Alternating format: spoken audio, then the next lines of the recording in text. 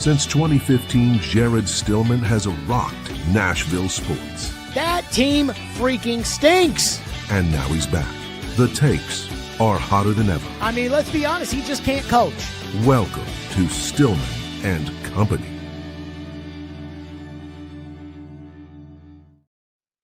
Stillman and Company here on the 440 Sports Network, presented by Hiller Plumbing, Heating, Cooling, and Electrical. And of course, on the YouTube page at Stillman and Co. Like and subscribe. Again, it's crazy. We're still not at 3,000 followers yet. So tell everybody you know. Say, go subscribe to the Stillman and Co. YouTube page, and be sure to subscribe wherever you get your podcasts. And then that way you can listen to the podcast. Maybe you watch part of the show on YouTube, then you listen to the podcast, whatever it may be.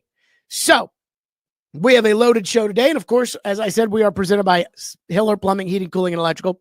We have an absolutely loaded show. We got Titans rumors to get into. We got the game on Sunday against the Raiders. Post-game live, of course, will come up as soon as the game is over, just like it has for all the other games. And we got a lot to get to, but it is Hot Take Friday. And I want to start, before we get to the Titans, I want to start with an epiphany I had last night. By the way, the Sean Henry interview, it's crazy. It did okay numbers-wise.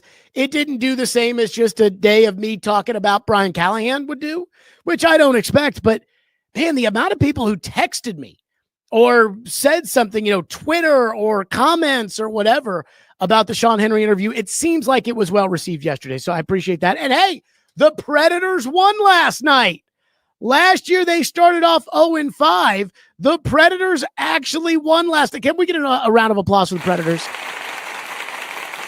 Congratulations. They start the year off 1-0-0. And UC Saros had 37 saves and gave up one goal. And I always talk about how he never does anything when the game matters. So you got to give him credit there. So I want to start with this little quick opening segment before I get to the game and get to the meat of today's show. But I had an epiphany last night as I was watching the Predators game, and I was flipping between the Predators and between Thursday Night Football. Thank goodness I have them both on Prime Video, so it was just click, click, boom, go right to the next one, unlike having to log out, sign in, get back. It drives me nuts, with Thursday Night Football if there's something I want to watch. But I had an epiphany. And I know I promised everybody when we started this program that this was going to be essentially the same show that I had done for the last 4-5 years, ever since Floyd left the program and it became Stillman and Company. And yeah, Caroline was in there, and Caroline's not here every day as a part of this show or anything like that, but you know the gist of the show. And that it was going to be a 1-hour version of the 4-hour show. And that way, if your commute is an hour, just put on the podcast in the car on the way home, put on the podcast, go to YouTube, however the hell you get your shit, just get it, go, and it's going to be the same stuff as before. And I say all of this because I think there is going to be a little bit of a change. Not a big change or anything like that, but I feel like being transparent and honest with the audience. And when I took the job at 1025 10 years ago, I was 25 years old. I mean, I was basically right out of the minors. I was sidekicking the morning show in Louisville, Kentucky, and I had spent half of a year in New Hampshire freezing my ass off, again, in the minors, learning how to get ready for the majors. And at 25 years old, I felt like I needed to prove myself. When I started at 1025, I needed to make my bones, as they would say in the mafia. And one thing that was said constantly, there were two things that were said that drove me crazy. One, I wasn't certain of. The other wasn't going to happen with me. And the two things that were said, one was you can't talk Preds on the radio and get ratings.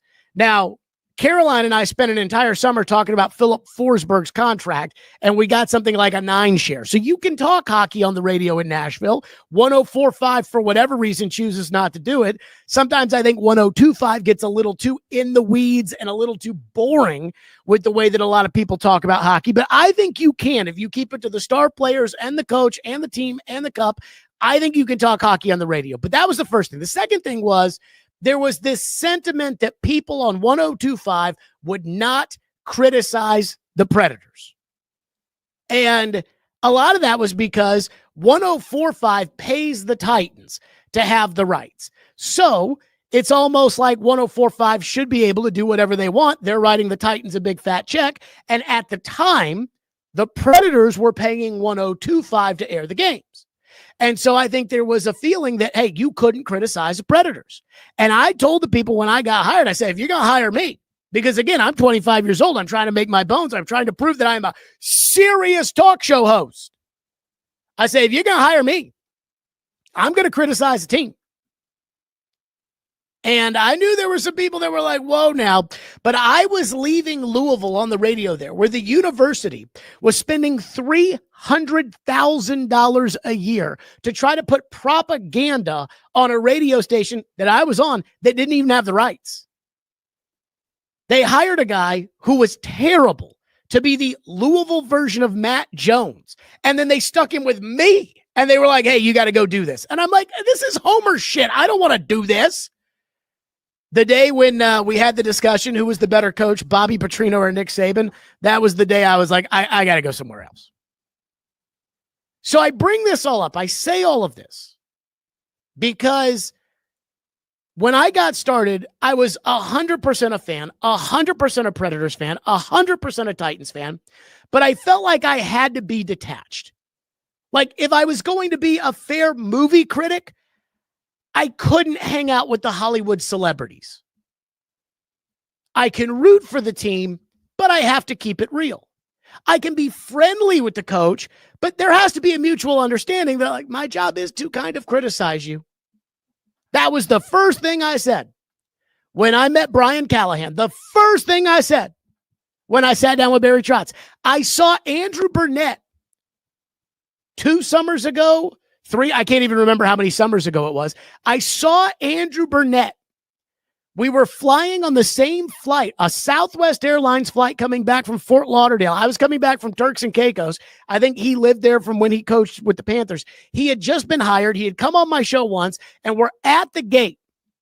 And I'm talking to Andrew Burnett and his wife, and I'm like, hey, like, I just want to kind of say, like, I say shit on the radio. And Andrew Burnett was like, oh, yeah, no, you got to do your job, which is what they all say. His wife looks at me and goes, are you like pre-apologizing? And I'm like, it's kind of like those relationship books where they talk about setting boundaries and expectations. That's how I felt. And I felt like I could root for the team, but I also had to keep it real. And yesterday I was talking to Sean Henry on the program about how I got mad when people said last year I wasn't hard on Barry Trotz because he's on the flagship station. And I'm like, that's bullshit. I didn't think they should fire Barry Trotz because I didn't think they should fire him. Long story short, last night watching the Predators game, I felt like I could be more of a fan.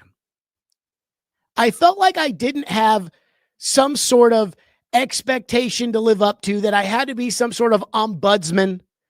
I had to be some sort of, and again, I was never completely neutral. You guys knew I was from Nashville. You knew I rooted for the teams. I'm on Mad Dog Radio all the time talking about the teams I root for and things that happened to me as a kid. Last week, I was on Mad Dog Radio talking about how I grew up a Vanderbilt fan, and my dad and I would watch whoever Tennessee was playing to root for because Vanderbilt was so shitty for so long. But at the same time, I think this show can be a little different. It can be a little more fan-friendly, if that makes any sense. And I know this is essentially a local show, and I'm a Titans fan. We also know that it's probably going to expand more as we go into the digital universe, because we could expand further than 1025's signal. And I feel like Still Billy Nation gets that. I feel like they get me. And when I decided to launch this show, because there were a lot of different discussions that were had and, different networks and, do you go to another city to do radio? Do you try to just hold out to do national radio? Do you try to do a podcast? Do you try to do a national podcast, an NFL podcast? And it was like, I want to take the people that ride or die with me. I thought I had pretty much a core audience of 5,000 people, 6,000 people. When we were crushing it, our CUM, which is the radio, and the radio ratings are all horseshit. Like, don't let anybody fool you. I had years where I had bad ratings. I had years where I had great ratings. I will tell you the same thing when I had bad ratings and when I had good ratings, and that is that the radio rating system is insanely flawed. It's the scoreboard that they sign up to play by, but it's bullshit for whatever that's worth. But I decided, like, okay, at best we had 10,000 people listening a day or something like that. I bet you 3,000, 4,000, I don't know how many, but they're going to ride or die with me. They're going to come with me wherever I go, and they're going to roll with me. And then there are some people that just listen to me because I was on the FM dial and I wasn't that bullshit that 104.5 puts on and calls a sports show in the afternoons. So those people are just going to probably listen to whatever's on the FM dial, and that's fine. But I feel like this new show, this medium, allows me to be more of a fan. I'll never be a cheerleader. And if I'm pissed, I'll be pissed. The same way I'm pissed about all the jersey ads and helmet ads in Major League Baseball in the postseason, which I think is just brutal. And you'll know about it. But I think it'll be a little different. I don't know exactly what that means for the coverage, but that was just kind of a feeling I had last night watching the Predators, rooting for the Predators. It feels different. I don't feel like I have to challenge the Predators the way I used to. I don't feel like I have to challenge the Titans the way that I used to, although the Titans do a lot of stupid stuff, and if I don't like it, I'm going to say it.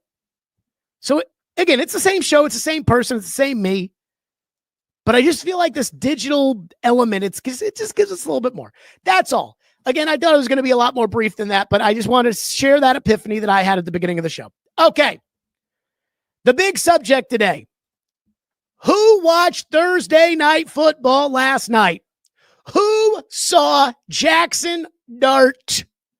And Jaxson Dart and Cam Scattaboo, which, by the way, they are so much fun to watch. I text one of my producers at Sirius who's a big Giants fan, and I was like, I'm this close to renouncing my Titan fandom so I can root for Cam Scattaboo and Jaxson Dart. Oh, my God. That was a fun game to watch last night. Jaxson Dart, so much fun to watch. Cam Scattaboo, so much fun. I'm sitting there when Scattaboo got a taunting penalty in the fourth quarter when they were icing the game. I was like, talk your shit, Cam Scattaboo. I was here for it. But who watched Jaxson Dart play last night? And I have to ask, have we ever seen Cam Ward play like that for the Titans, the way Jaxson Dart played last night for the Giants? And I know you'll say, but Jared, that fourth quarter for Cam, he was awesome against Arizona.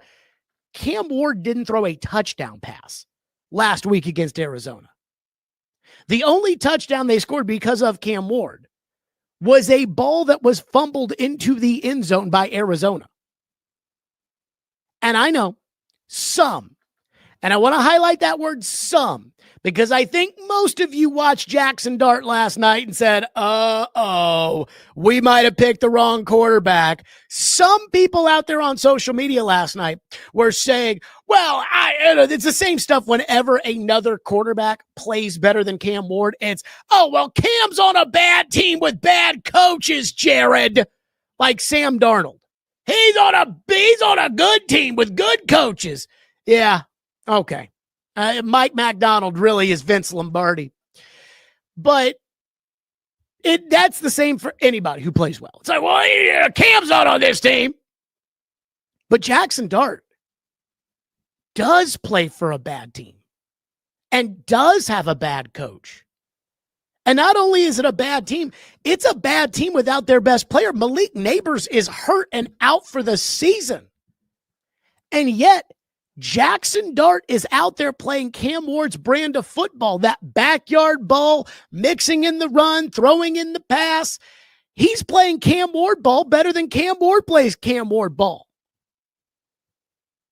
And not only that, the Titans fans, when they drafted Cam Ward, when it was obvious they were going to draft Cam Ward, so pretty much after the combine, Titans fans created this image in their head of Cam Ward, that he was some sort of football god that could run around in the backfield, do anything, put the ball where it needed to go, run when he needs to, energize the team, energize the crowd, energize the fan base, energize the entire football world. And I didn't see that on the tape, and I haven't seen that so far. I'm waiting for it from Cam Ward. But last night, watching Thursday Night Football, Jaxson Dart energized that entire organization. He's only playing because the head coach was going to get fired if he didn't play him. And so he's in there, and now Brian Dable is running into the tent when Dart's getting checked out for a concussion to be like, hey, get him some ice and get him back out there. I got to have him. If I have to have another snap with Russell Wilson, I'm going to kill somebody. That's what Cam Ward was supposed to be.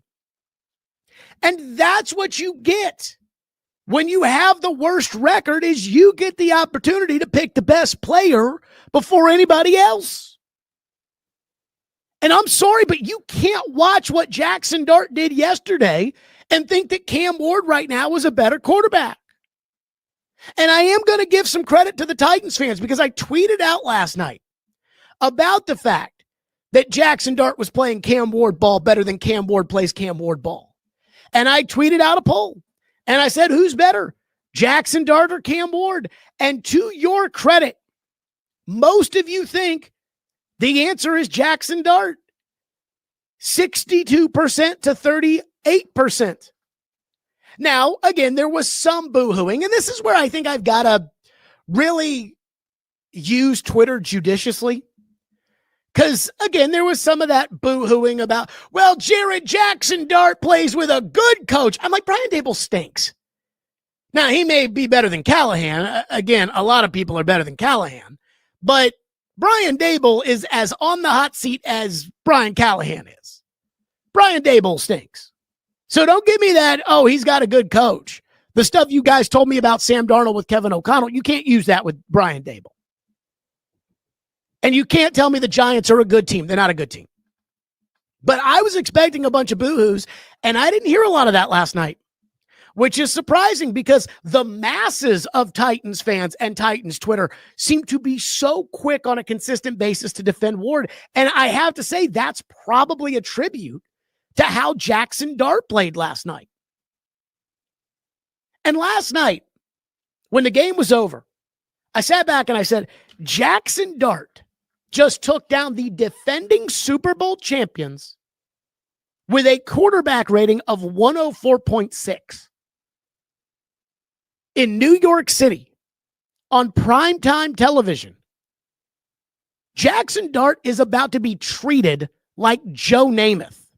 Now, I actually think that Jaxson Dart is this love child between Joe Namath and Will Levis, and I just don't know which one he's going to end up being. Like, it's like my son. He looks like me. He looks like his mom. When he gets older, which one is he going to look more like? I don't know. Between Dart, there's some Levis in there, and there's some Namath in there, and I don't know which one he's going to be. But if Dart plays like he played last night consistently, which is no guarantee, but if he plays that way, he's going to be getting the women, and he's got the personality to be like Joe Namath in New York. I had a college coach tell me during the draft process that Jaxson Dart was his favorite quarterback in the draft. Will Howard was his second favorite. Cam Ward was his third. And the college coach said to me, and this was before the draft, so this is before Shedeur fell all the way down, and he said to me, yeah, Shedeur stinks. And this is my big fear about the Titans passing on Jaxson Dart. Not that I thought they were going to take Jaxson Dart with the first pick, nor did I think they were going to take Jaxson Dart if they had traded the pick back and signed a veteran quarterback or anything like that. But Dart was the quarterback prospect that intrigued me for two reasons. Number one, Sam Brookhouse at Sumer Sports came on the show at the Super Bowl. And I really like Sam Brookhouse, really good guy. I love the people at Sumer Sports. They're great. They're developing an AI brain right now that instead of talking to ChatGPT about football that gets things all wrong, you could talk to the Sumer Sports brain. But Sam Brookhouse said to me at the Super Bowl, he said, our analytics say that Cam Ward and Shedeur Sanders are not good, but Jaxson Dart is good. And he was saying this as this is why the analytics have to be a part of it, but not all of it, because you have to look at the tape, because I don't think anybody at that time thought that Jaxson Dart was that good. This is the one thing I thought about when it came to Jaxson Dart. And I know a lot of people saw the backyard football and the weird arm angles, and they looked at Cam Ward and they said he can be Mahomes. I was thinking about Dart. If there was a quarterback in this year's draft that had the potential to be a Mahomes-type player, I circled Jaxson Dart. But it's different. It's not about the physical traits or the way he plays the game or anything like that. It's the situation that kind of reminded me of Patrick Mahomes. Patrick Mahomes got dinged coming out of Texas Tech because Mahomes played in that Texas Tech air raid offense where Cliff Kingsbury put up a bunch of yards and Graham Harrell put up a bunch of yards, and basically any corpse could go out there with Mike Leach and throw for 9,000 yards and 100 touchdowns. Some guy named B.J. Simmons, whoever the fuck that is, threw for 5,300 yards and 48 touchdowns at Texas Tech. So when Mahomes was putting up these gaudy numbers and Texas Tech was losing 78-77, it was kind of like, yeah, well, every quarterback at Texas Tech does that. Jaxson Dart was awesome at Ole Miss, but everybody's great for Lane Kiffin. And I think that kind of dinged him coming out of college. Blake Sims was great for Lane Kiffin. Jacob Coker won a national title with Lane Kiffin as his offensive coordinator. So Lane Kiffin is a guru. There's no doubt about that. But I think that people were cautious about Jaxson Dart because it's a gimmicky offense.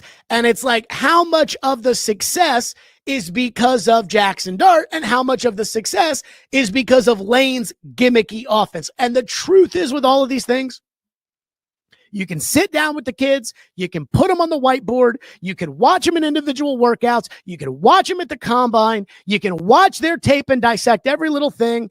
And there's no way to know until you separate them.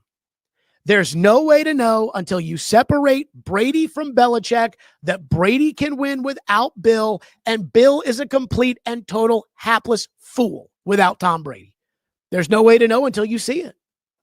And so I thought if anybody's going to have that Mahomes effect, where they were considered a first-round pick, second-round pick, and they come into the league, and all of a sudden it's like, holy shit, this guy's awesome, it was Dart, not Ward.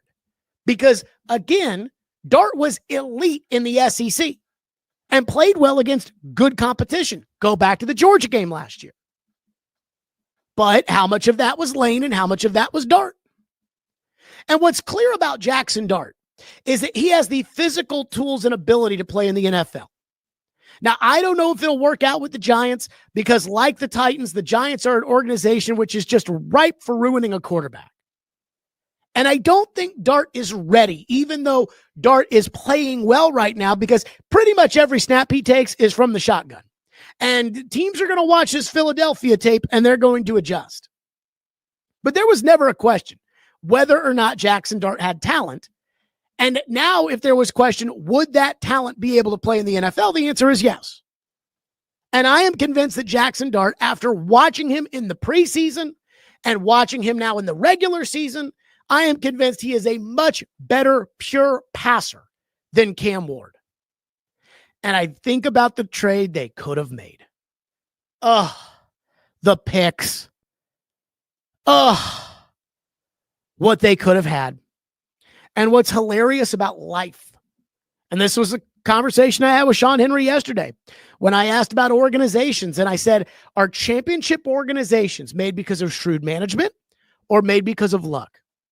The New York Giants did not want to take Jaxson Dart. They wanted to take Cam Ward, and they were willing to make the trade to go up and get Cam Ward. And if Jaxson Dart becomes the player that Jaxson Dart was last night, New York will think they're lucky stars for years that you didn't make that trade with them.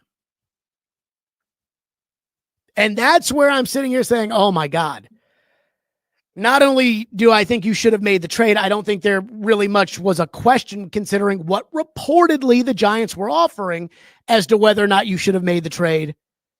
But not only should you have made the trade, you may not have drafted the best quarterback, and that's with the first overall pick. What you get for having such a terrible record is that first overall pick, and then, again, that high pick in the second round, and you've turned that into Cam Ward, who may not even be the best quarterback in the class, and Femi Oladejo and Kevin Winston hasn't played a single defensive snap. Again, not to write the book on these guys, but that is concerning. And we had Jeff Schwartz on the program, the former NFL offensive lineman. We had him on the program earlier this week, and he said when it came to Cam Ward, it's going to take time for Cam Ward to find his place in the quarterback hierarchy. But he said he's not going to be Mahomes or Allen or Lamar or Burrow, but he has the chance to develop into a tier 2 quarterback. And I figured people would be pissed when Jeff Schwartz said that, and some were, but the masses weren't. Which, just like people saying, you know what, I think, honestly, right now, I think the better player is Jaxson Dart as opposed to Cam Ward. What that's telling me is that the majority of Titan fans, there is a percentage that are in their fields and they'll boo-hoo about everything because that's just the way it is, but that a majority of Titan fans are watching these games and they're thinking, maybe Cam's not as good as the internet told me he was, or as good as Louis Riddick told me he was. At some point, by the way, there needs to be a discussion about Louis Riddick and all these Shedeur Sanders pumping he did, because he was like, Cam and Shedeur 1-2. The only difference is Cam's got a little bit more horsepower, but they're so great. Where was Louis Riddick on Jaxson Dart? Because, again, Jaxson Dart, I mean, he was that dude last night. And so was Scattaboo. Holy crap. Scattaboo was so much fun to watch. So I have to ask Titan fans, and I mean this, if Jaxson Dart is better than Cam Ward, what's that tell you? What's that tell you about your team? What's that tell you about your general manager, about your president of football operations, the way that you run what's that tell you? And are we ready to say, they may have made a mistake after watching Dart and seeing that Cam Ward in 5 games has done nothing like what Jaxson Dart did last night? And I do think this should put pressure on Cam Ward to go out and play better against the Raiders, to be more consistent, because the guy that was picked second in that draft just made you look terrible on Thursday Night Football. And if Jaxson Dart ends up being better than Cam Ward and you turn down the Giants picks, that decision will set you back at least 4 years, because if Dart is better than Ward, then that's going to get Brinker and Borgonzi fired. Callahan will already be fired. Callahan's going to be fired at the end of the year. So you're going to fire the coach. You're going to fire the general manager. You're going to fire the president of football operations. And then 3 years from now, you're going to be drafting a quarterback again. And that's why you have to get that decision right. And I don't know how you could watch last night's game and thought that the Titans got it right. If the draft were held today, and I said this during the preseason, and Titan fans got really upset, but if the draft were held today, Jaxson Dart would be the first overall pick in the draft. And that's something that you just can't have as an organization, is to have the first pick and take the second best quarterback in a draft. And what's really sad to me is Titan fans, I think, talk themselves into Cam Ward being this leader, this igniter, this savior of a franchise. And I'm watching the crowd on Thursday Night Football last night as Jaxson Dart is re-entering the game, and I'm thinking, that's what their guy is. He's the igniter. He's the leader. He's the savior. Look at this giant fan base rally behind this young kid. And that's the tough part. Okay, let's talk about Hiller Plumbing, Heating, Cooling, and Electrical. I absolutely love Hiller. They take great care of my home. They can do the exact same for you. Hiller has been in business since 1990. They are family owned and operated with 100% satisfaction. Of happy you'll be, or the service is free. If a customer is not pleased with the work performed, Hiller will make it right. Learn more at happyhiller.com. Care is their core value, where they believe that when they care about others, everybody wins, and they'll take care of the customer on every job, every time. The Hiller Plumbing, Heating, Cooling, and Electrical, proud supporters of the Nashville Predators, the Vanderbilt Commodores, and the Tennessee Volunteers. Be like me. I use Hiller at my home. Call the Happy Face truck today. Okay, on to the Titans and the Raiders game on Sunday. Again, post-game live as soon as the game is over. So the Raiders are 3.5-point favorites. And apparently they opened as 5.5-point favorites. And so the line is starting to skew towards the Titans, and the money is starting to come in on the Titans. And I'm just going to say this. I don't know what's going to happen Sunday. I'm not here to make any guarantees. I have no idea. But one of two things is going to happen. Either the Titans are going to carry the momentum that they had from that fourth quarter at Arizona on Sunday, and they're going to go into Vegas, a bad football team whose best player is injured, with a tier 3 level quarterback who's not elevating anybody on the roster, with a running back they took high who's trying to kind of figure it out in the NFL. They're going to take that momentum from the Arizona game and that confidence that they got from that miraculously wild comeback, and they're going to parlay that into a victory. They're going to parlay that into carrying the momentum forward. I know I've made a lot about the fact that the Titans won that Arizona game by a sliver. The truth is, go back to that 2019 season. The Titans were down and out at 2-6. They had benched Mariota. They were playing the Chargers at home. And the Chargers ended up picking 6th that year in the draft. And that was a back and forth game. And the Titans won that game because they made a goal line stand where Wesley Woodyard stripped Melvin Gordon of the football. And at the 1-inch line, the Titans won the game. So they beat a bad Charger team by 1 inch. And that propelled them to the AFC title game. Not to say that this team has any shot of going to an AFC title game. I'm just saying that is how, winning by the skin of your teeth when things are bad can turn the momentum of the season upside down. If the Titans win on Sunday and Cam Ward looks like a competent quarterback, the way he looked in the fourth quarter on Sunday at Arizona, then I think there's a chance we'll have a season worth watching. They'll be 2-4. They'll be playing Vrabel, which will bring some serious juice. And again, I'm not ruling out a Vrabel special. They play the Saints and the Titans the next 2 weeks. They just beat the Bills on Sunday Night Football. We all lived through that 2021 season when the Titans went through that gauntlet of Mahomes, Allen, Indy, and Stafford, and then turned around and lost to Tyrod Taylor. That year, that team lost to Kyler Murray, Tyrod Taylor, Zach Wilson, Mac Jones, and an old man Ben Roethlisberger. So I wouldn't rule out beating Vrabel at 2-4. There will be real juice if you're 2-4 coming off of 2 straight wins going into the Vrabel game. That's exciting. And yes, at the same time, they'll probably get shithoused most of the rest of the year, but they'll play Cleveland. They'll play New Orleans. Divisional games are always, let's see. Jacksonville, are they actually good? Who knows? But this team, if they win on Sunday, they'll tell you, hey, we at least are competitive with the dregs of the NFL and maybe taking a step in the right direction.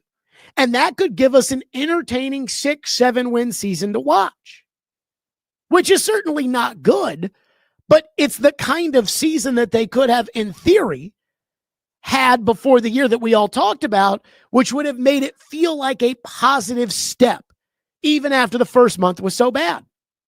Mike Mularkey's first year, they started off 1-3.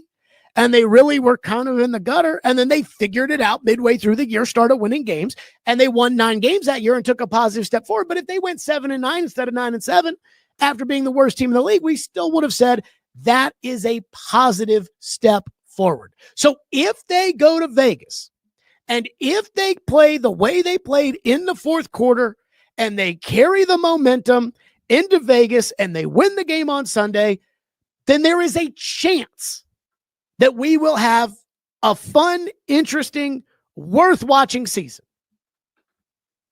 That said, if the fourth quarter on Sunday was really just a representation of Arizona's incompetence and maybe a little ray of sunshine from the football gods, and the Raiders come out and they stick a foot up your ass the way Arizona did in the first quarter on Sunday, the way that everybody else has, the way Indianapolis did, and we know the Raiders are awful, then that will tell us that Sunday was a mirage and this team was the 0-17 caliber team we thought they were through 3 quarters last Sunday. And then it will be a trudge to the end of the season. It kind of reminds me last year. The Titans were 0-3. They were terrible. They went on the road to Miami, and they won the game at Miami simply because everybody from Miami was hurt. They had Snoop Huntley playing quarterback. He's awful. And Will Levis got hurt after throwing an interception into a defensive lineman's ass crack. I've never seen the ball get lodged in between somebody's butt cheeks the way that ball got lodged in there. Levis got hurt. Mason Rudolph came in, didn't piss away the game. You beat Miami. Callahan almost cried. And then the next week you played Indy. And you threw for 95 yards and lost. And it was like, there was nothing positive to take from that Miami game. Will there be something positive to take from the Arizona comeback or not? Again, we know the Raiders are awful. We know the Raiders are as lost right now as you. Granted, I think we can all agree they have a better tour guide in Pete Carroll than you have in Brian Callahan, but they're lost too as an organization. They're so lost, they're hoping Tom Brady, who has no experience building a football team, is going to be able to build their football team. So, again, one of two things is going to happen. Either the Titans are going to carry the momentum, show us they're getting better as a football team. Cam Ward is going to show us that he's getting better as a quarterback. And this is going to be a fun ball game. This is going to be an interesting ball game. This is going to be a ball game that they can win that will give us an exciting season. Or it was just a brief little mirage of, as Rand Carthon liked to quote Mike Vrabel, the ball that's not round bouncing your way. And I don't know what to expect on Sunday. Again, most of these shows, I've come on and said, the Broncos are going to kill them, which they didn't kill them. They beat them, but they didn't kill them. I said, I guarantee the Rams are going to win. I said, I actually thought the Titans were going to beat Indianapolis, so I was wrong about that. I've had good gut feelings about a lot of these games, and I don't mean good as in they've been right. I mean strong, as in I felt like Arizona was going to kick the shit out of the Titans, and I was not shocked at the beginning of the game, and I was a little shocked by the outcome. But I do not know what to expect on Sunday. There's no doubt in my mind that the Titans absolutely got lucky against Arizona, and that Arizona is absolutely a wretched, shitty franchise. But at the same time, I think Arizona might be better than the Raiders. And the Titans, and I don't really know what I would say they should or should not do, or how they should or should not feel. But the Titans are pretending as if that fourth quarter comeback was about them and their effort and their determination and not the Cardinals. Again, it's like everybody pretending that L'Jarius Sneed running down the field helped force that fumble when L'Jarius Sneed made zero contact with Amari DiMarcado, and that it was just DiMarcado's stupidity that led to him fumbling the ball. Also, I saw a tweet from TD in which Cedric Gray is wearing the black jersey on defense. Apparently the black jersey is a thing. So the black jersey on defense, I don't exactly know what it represents, but it's something about gritty, toughness, some of this Callahan sunshine pumping tug of war bullshit. And I'm like, how could they not give it to L'Jarius Sneed after the coaching staff got up there and just waxed poetically about how L'Jarius Sneed chasing down Imani DiMarcado forced that fumble, even though, once again, to everybody with a brain, it didn't do anything.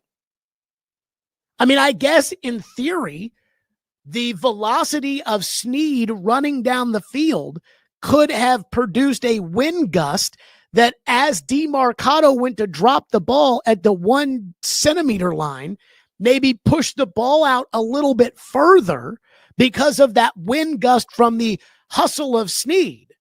But I mean, Denard Wilson's talking about how, that hustle right there, that helped us win the game. No, it didn't. But then again, if you're going to have a gritty, tough guy jersey, you're not going to give it to Snead after he saved your season by doing nothing? Just typical Titan stuff. Again, the Titans are pretending like that fourth quarter was some sort of breakthrough moment. So I'm pretty fascinated by what team we're going to see on Sunday, because we all know the Raiders stink. And I have to say, for all of our sanity, if I had a vote in this, not that I do, but if I had a vote in this, I would vote for an entertaining season. And I know that maybe in April, I'll regret it. Maybe in January, I'll regret it.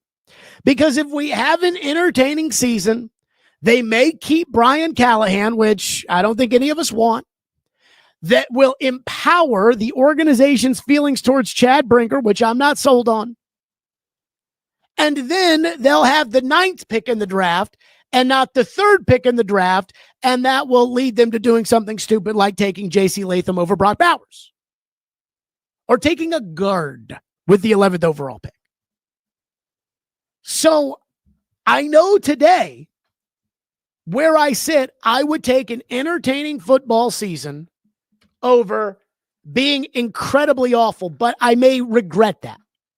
I will never forget the feeling, and I've brought this up on this show and my old show and everything else. I will never forget the feeling when the Titans in 2016, that was Malarkey's first year as the full-time head coach. They started the year off 1-3. They weren't very good.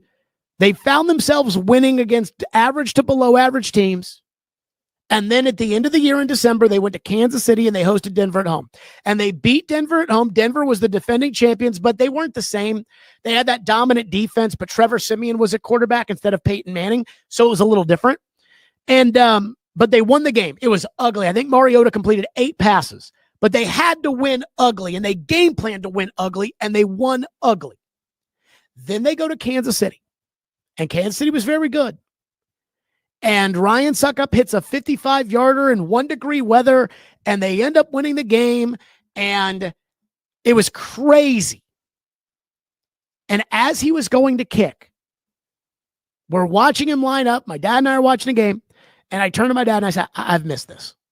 Because the Titans had been so irrelevant under Munchak and Wisenhunt. They had been so bad for so long that it almost took me back to those Steve McNair games of my childhood, where even last week they're kicking to win the game, and that's great, but it's not as exciting as you're kicking to get yourself into the playoff mix. And I'm not saying that's going to happen this year, but that's what I'm looking forward to. So I would like an entertaining season. And if they win the Raider game, because they take on the momentum, the mental edge of Arizona's catastrophe on Sunday, then I actually feel pretty good about having an entertaining season. Like the Giants are 2-4, but after you watch Cam Scattaboo and Jaxson Dart last night, I think it's obvious they're headed for an entertaining season. So that's what this game's going to tell us. It's going to tell us, was that fourth quarter to Arizona all a bunch of nothing and just Arizona stinks? Or was that fourth quarter at Arizona the beginning of progress? And normally I have a pretty good feel for what it's going to be with the Titans. In this game, I'm not sure I really have any feel. So I want to get to a Stillman scoop. I'm not sure I'd call this a scoop, but we're going to go ahead and say it is anyways. So the internet was buzzing yesterday about rumors of Jeffery Simmons being on the move. Now, let me state for the record, I've said that I would trade Jeffery Simmons if I were the Titans. The fact that Jeffery Simmons is playing so well right now, to me, is actually a good thing. And it's a good thing because, again, I've said this, the players that fans want to trade are always guys that either aren't good or they're not playing well at that point in time. So when Simmons is not sacking the quarterback, Titan fans are like, we need to trade Simmons. Well, now Simmons is playing like a bad boy. I think Brian Callahan and the local media, they're getting a little too out over their skis, talking about defensive player of the year. I think that's kind of bullshit. Also, I've noticed that now we're talking about Simmons as a defensive tackle. So Simmons lost all that weight, and he's essentially become a defensive end. I mean, Tavondre Sweat is supposed to be the nose tackle of this team, but they're playing guys at defensive tackle. Simmons is essentially a 3-4 end right now. And now it's amongst defensive tackles. He don't play Dexter Lawrence's game. Like, he lost the weight to go be a more of an edge rusher type player. So now let's compare him with defensive ends. You don't have to compare him to outside linebackers because he's not Josh Hines Allen, but he is not your traditional DT anymore. I digress. The best time to trade somebody is when their stock is up. There's a defense stock. A buddy of mine told me, as a finance pro in New York, and he told me, he said, you got to buy this stock about, I don't know, 3 months ago. I want to say it was right before I left the radio station. And he said, you got to buy this stock. And I said, okay. So I bought the stock, and it has doubled since I bought it. And he told me about a week ago, you need to sell. And so I was going to sell, but it was Yom Kippur, and I don't believe in doing business on Yom Kippur. It's just kind of a Jewish thing of me. And then it just kept going up, up, up, up, up, up. And I'm like, I mean, I know he said sell, but it keeps going up. And then yesterday it went down, and I should have sold, because again, the time to sell a stock is when it is up. That is when you sell. And so Simmons, his stock is way up right now. So if you're gonna sell, now would be the time to do it. But the scoop, the Stillman scoop, is that as the internet was buzzing about rumors of a potential Jeffery Simmons trade, I did some digging and I found out, there's no. A buddy of mine who is very tied in, he's in the music industry, and that's where you're going to hear the rumors probably the most. Just to give you guys a little hint on this, the Adam Schefters of the world, they talk to agents. So Adam Schefter, when he breaks a story 3 seconds before the team puts out a release, that is either somebody at the team or an agent telling Adam Schefter, hey, Johnny Joe has been traded. And then Adam Schefter puts out breaking news to ESPN. Jonathan Joe has been traded for a bag of peanuts. But when it comes to the scoops on a local level, the way that I usually hear things is not through people who are in the football world or in the media world. Now, every now and then, the record will get corrected, or somebody will say, hey, just keep an eye on such and such. But for the most part, it's not. It's people that are in the entertainment world, because these coaches and these players, they talk to other people in entertainment more than they'll talk to me or a media person or a football person or whatever. In fact, I had the story that John Robinson was getting fired about 10 minutes before Ian Rappaport put it out there. And it was not somebody in football or the media that gave me that scoop. It was somebody in the business world in Nashville that gave me that scoop, that said, hey, dude, I'm hearing John Robinson just got fired. And I'm like, wait a minute, what? He's like, yeah. He's like, I am hearing that John Robinson just got fired. And we had a group text going of me, Ian, Caroline, and Chase. And I sent a text, and I'm like, guys, I'm hearing there may be a nuclear bomb that's about to go off. I'm hearing Robinson. It may be about Robinson. And about 5 minutes later, Chase texted back to the group and said they fired his ass. And I called the Titans, and nobody answered. And I called multiple people at the Titans, and nobody answered. And I'm from the belief that if you have a scoop, you go ask before you drop the scoop, because it could become an issue. And that's what kind of led to that Kevin Byard issue with Ran. Was I heard from somebody in the entertainment world that Kevin Byard had asked for a release. The Titans had asked him to take a pay cut. He had said no, and he asked for a release. And I said to the Titans, hey, can you have Ran call me before I go on the air? And Rand didn't call me. Now, that's the general manager's job, and I know we can debate whether or not that's the GM's job, but Rand didn't do any parts of the GM's job for the most part, so I think I can feel pretty confident about that. But what was lost in translation was okay, did Byard say he wants to be released, or did Byard say, fine, I'm not taking the pay cut, go ahead and release me? At that point, it's kind of semantics. But again, this came from a source that was not a football or media source. This was a business or entertainment source. So I had somebody in entertainment say to me yesterday, I'm hearing Simmons to Jacksonville. And I said, what? And he texted me at about 1:58. So we're about to do the show. And the show yesterday was the sit down that we taped yesterday morning with Sean Henry. So it's an hour of sitting down with the Predator CEO. And now I'm sitting here thinking, oh my God, if I've taped an interview with the president and CEO of the Predators and it's opening night and we're 31 minutes into a 55-minute interview and it comes down from Adam Schefter that Jeffery Simmons has been traded, like, what do? Do I just break it up and say, all right, sorry about that to the Sean Henry people listening, but breaking news, Simmons has been traded.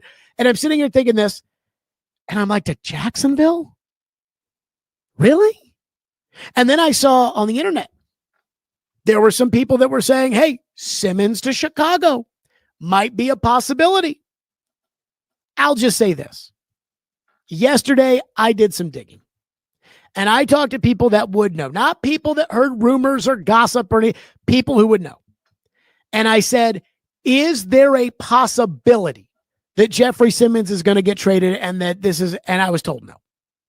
I was told the Titans are not shopping Jeffery Simmons.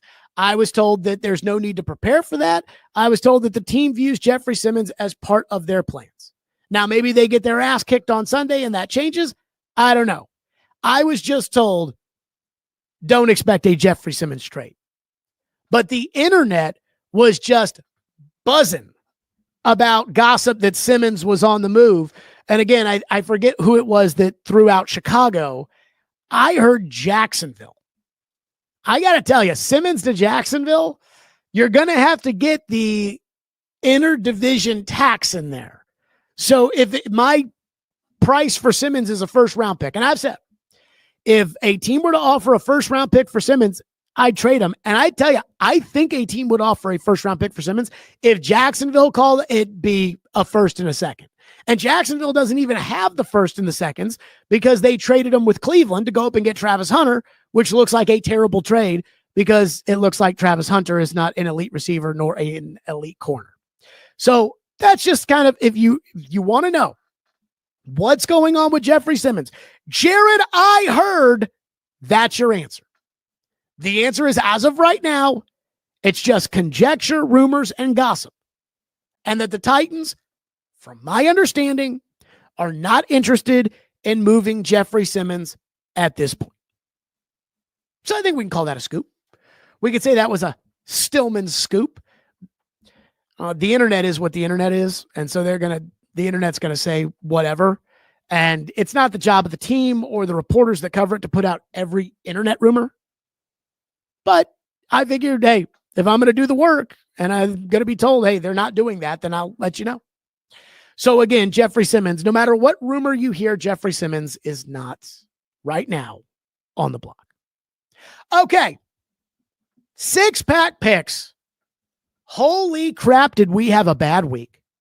You know, sometimes I think I get the reputation that people only think that I brag about things I'm right about and that I never highlight when I'm wrong. And I never talk about that 2017 Predator series where I guaranteed that they wouldn't beat the Blackhawks and then they ended up sweeping Chicago, or any of the other things I've been wrong about. Anthony Richardson, whom I knew was a project going into the draft, and I think Indy had done everything wrong up into the point that they decided to put him behind Daniel Jones. But hey, if I was general manager, maybe I'd be packing up my bags too. I highlight when I get it wrong. And last week in 6-pack picks, did I get it wrong? 1 and 5. Miami kicking the crap out of Florida State. And I didn't think they kicked the crap out of Florida State. I thought they'd cover. That was the one I got right. Everything else, I thought Vanderbilt would keep it close and respectable. And they did until the very end. But again, in the world of gambling, you don't get credit for that. I picked Arizona to blow out the Titans. I picked Sam Darnold to do his thing, which he did for about 58 minutes on Sunday, and then they ended up not covering. I picked Buffalo to blow out Mike Vrabel. They lost the game. It was a bad week. 1-5. We are 15-15 for the season. So without further ado, let's get into our 6-pack picks of the week. And we had to bring out some music we haven't used in a while to start this baby off. The CBS college football theme, which it is a travesty in my opinion that CBS still uses this for the Big Ten, because this is great music. I think I'm going to do a YouTube video, which is another reason to subscribe to the channel, of the top football themes. And this one's up there, but it's usually crummy Big Ten games. This week, not so bad. Indiana at Oregon, 2:30 CBS. Indiana ranked 7th, Oregon ranked 3rd. Oregon is a 7.5-point favorite. I think Oregon is going to blow the crap out of Indiana. And I think, again, for all these teams and all these colleges that want coaches, Will Stein, the offensive coordinator in Oregon, Bo Nix 2 years ago, Dylan Gabriel last year, Dante Moore this year. I don't understand why everybody wants to hire Bill Belichick instead of a Will Stein. I'm going to go Oregon 35, Indiana 6. I would not like Oregon or Indiana playing at Oregon at all. It's a long trip. It's a tough place to play. And I think Indiana is a Tier 2 program. Oregon, I think it's very well established. They are a Tier 1 program. Give me the Ducks, and they'll cover. I have 3.5 on the board. I think it's 7.5. They'll cover the 7.5 point spread. Okay. Game number 2 on the college side, Arkansas and Tennessee. Bobby Petrino returns as the head coach to Arkansas, where the last time he was the Arkansas head coach, he was wearing a neck brace with a press conference in which he was lying through his ass about having his volleyball mistress on the motorcycle, which, by the way, and again, I know Bobby. Bobby doesn't like me. I don't like Bobby. I don't know Bobby that well. Bobby doesn't know me that well, but there's no love lost between us.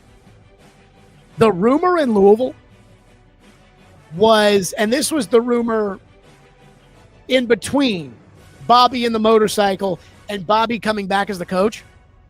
The rumor in Louisville, and I don't think this has ever been proven, but the rumor was not that Bobby got in a motorcycle accident. It was that the fiance of the woman beat the shit out of him. That's the rumor, because he was all bloodied up and everything, and she apparently didn't have a scratch on. So make of that what you will.